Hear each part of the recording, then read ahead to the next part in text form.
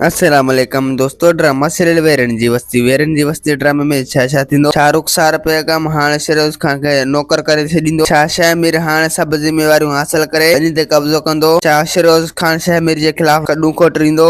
मल्हार पंहिंजे पीउ ॾे वापसि अची वेंदो। रेस बिजार खान फिरोज खान जो साथ ॾींदो। दोस्तों तव्हांखे सॼी कहानी ऐं अपडेट इन नंढड़ी ऐं छोटड़ी वीडियो में ॾियणो आहे। दोस्तों वीडियो खे आख़िर ताईं ॾिसंदा। मुंहिंजे यूट्यूब चैनल अमीर जमाल खे लाज़मी सब्सक्राइब कंदा। दोस्तों सब्सक्राइब करण सां को आवाज़ जो बैलेंस न करंदो। काफ़ी तव्हांखे बि वधीक वीडियो ॾिसण वटां मिलंदा। तो तव्हांजो टाइम वेस्ट कोन पिया करायूं, हलूं था पंहिंजी कहानी ऐं अपडेट जी तरफ़। दोस्तों हाणे तव्हां रुखसार बेगम जेको आहे फिरोज खान जे मथां सख़्त करे छॾी ऐं उनखे चवंदो अगरि जेसीं ताईं तूं कम न कंदे जेसीं ताईं तोखे मानी जो टुकुर कॾहिं बि न मिलंदो। फिरोज खान चवंदो रुखसार बेगम तव्हां मुंहिंजे मथां एतिरो ज़ुल्म न कयो जो वरी अवां बि बर्दाश्त करे सघो। रुखसार बेगम चवंदो फिरोज खान तूं हाणे सॼी उमिरि हीअ नौकरानी थी गुज़ारींदे ऐं असां तोखे हिन घर खां कॾहिं बि ॿाहिरि न छॾींदासीं। ऐं ॿिए पासे दोस्तों हाणे तव्हां ॾिसंदो त फिरोज खान जेको आहे शाहमीर जे ख़िलाफ़ सोचींदो। उनजे ख़िलाफ़ चवंदो त खां जल्द जेतिरो थी सघे त मां इन शाहमीर खे पूरो करे छॾींदुसि। मां इहो न सोचींदुसि त हू मुंहिंजो सोट आहे। जेकॾहिं मूं उनखे कुझु बि न कयो त पोइ हू असांजे ॿनियुनि में ऐं बंगलनि में कब्ज़ो करे वेही रहंदो। हर शइ उनजे नाले ते आहे। ऐं ॿिए पासे दोस्तों हाणे तव्हां ॾिसंदो मल्हार जेको आहे घणो परेशान हूंदो। मल्हार चवंदो त ख़बर न आहे त मुंहिंजा मैट कहिड़े पासे ऐं मुंहिंजो ॻोठु कहिड़े पासे आहे। ऐं हू छोकिरी खे चवंदो छोकिरी तोखां जल्द जेतिरो थी सघे तूं मूंखां पंहिंजे मैटनि जो ॾिस ॾे। मां पंहिंजे माउ पीउ ऐं भेण खे ॾिसण पियो चाहियां। काफ़ी अर्थ थियो मूं उन्हनि खे न